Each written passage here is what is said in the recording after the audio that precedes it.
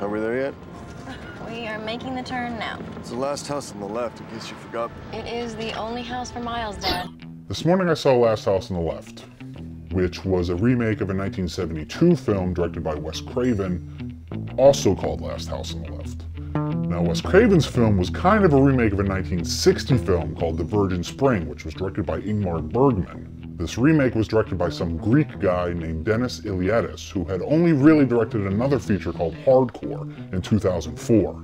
This version of Last House on the Left stars the bad guy from Ghost, this chick, who is best known for being in Con Air and Along Came a Spider, the guy that plays one of the Terminators in Sarah Connor Chronicles, and a small part by this girl who was in Superbad. I should probably start off by saying that I'm a really big horror nerd, though I don't really care for most of the remakes that have been coming out over the last 8 years or so. I'm also not a very big fan of the original Last House on the Left, though I am a fan of the themes that Wes Craven was trying to work with back in the 70s with Last House on the Left and The Hills Have Eyes, which is basically normal people, you, me, the everyday person, what horrible things are we capable of if pushed to the limit? The film itself, as a remake, is fine. It's a story that's interesting, it's told in an efficient manner, it has some brutal aspects to it.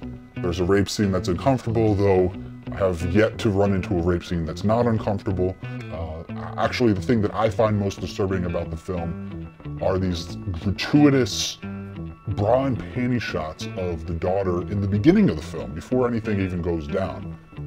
When she decides to go for a swim in her underwear, when she gets to her room and she gets changed, which is fine. I'm perfectly okay. In fact, thrilled with gratuitous sexual shots of pretty young women. The problem is that this girl looks very young. She looks like she could be like 14 or 15, and to me, that's like the creepiest part of the movie, are these close-up shots of her panties and her in her bra.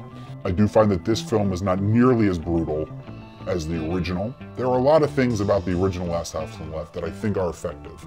As a whole, as I mentioned, I don't care for the movie, but I think it works. I don't find that this remake of Last House on the Left is as effective. It's not as unforgiving, it's not as relentless, it's not as uncomfortable to watch.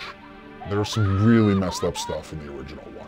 The scene where the gang makes the girl wet herself and makes fun of her for it is horrible. It's horrible to watch. You doing it? Look at that! The execution of the girl in the lake in the original, it's brutal. Craven has gone on record to say that with the original Last House on the Left, he was trying to reflect the news footage that was coming back from Vietnam that he had seen, that was being seen by everybody. What's happening with the horror movies today is that they're not really reflecting anything about what's going on. I mean, the world's kind of more messed up than ever, but Hollywood is just dishing out the same dribble, remake after remake, kind of rehashing these old stories, not nearly as well, not nearly as effective as the originals. It's a shame, because horror is always at its best when it's saying something, whether politically or socially, about what's going on.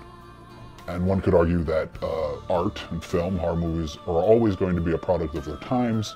It's unfortunate that the films being made today are just kind of reflecting the need for film studios to make a buck. As far as remakes go, this film is perfectly fine. It's competently made, the acting is fine, it's a good thrill ride, there's suspense, some good cheer moments for the audiences that feel the need to express themselves vocally. It's definitely not as effective as the original one, but if you're looking to spend $12.50, go to the movies, have a good time, it's a perfectly fine film to see.